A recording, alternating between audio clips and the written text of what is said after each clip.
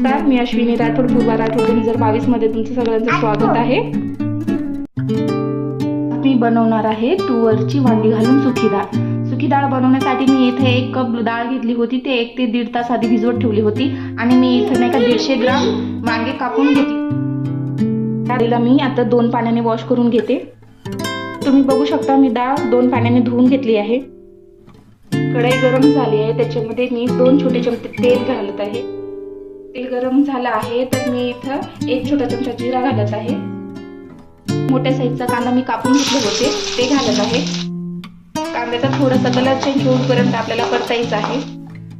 कांद्याचा थोडासा colour change झाला आहे तर मी याच्यामध्ये आला आणि लसूणचा पेस्ट घालत आहे। मोठ्या साईजचा टमाटर 1 टमाटर चिरून घेतला होता ते घालत आहे मी।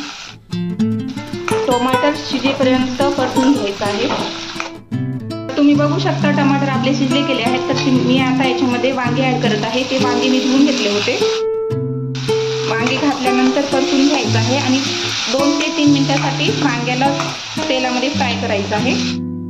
तर तुम्ही बघू शकता वांगे इथे थोडेसे फ्राय झाले आहेत तर मी आता याच्यामध्ये सुका मसाला ऍड करत आहे। सुका मसाल्यामध्ये 1 मोठा चम्मच लाल तिखट टाकत आहे, 1 छोटा चमचा गरम मसाला पावडर, छोटा चमचा धना पावडर, 1.5 छोटे चमचे हळद पावडर आणि चवीनुसार मीठ।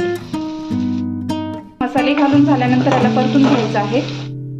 वांगे आणि मसाले सगळे एकजीव झाले आहेत तर आता याच्यामध्ये आपल्याला ही डाळ ऍड करायची आहे आणि परतून घ्यायचं आहे। आता मी याच्यामध्ये थोडं पाणी ऍड करून 5 मिनिट झाकण बंद करून शिजवत आहे।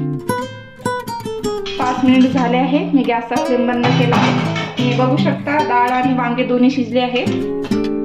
याच्यामध्ये बारीक चिरलेली कोथिंबीर घालायची आहे आणि परतून घ्यायचं आहे।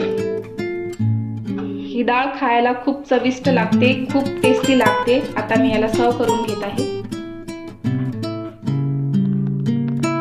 तुम्ही बघू शकता मी ज्वारीची भाकरी बनवली आहे। ज्वारीची भाकरी याच्यासोबत खूप छान लागते। रेसिपी आवडली असेल तर प्लीज माझ्या चॅनेलला लाईक आणि सबस्क्राईब करायला विसरू नका।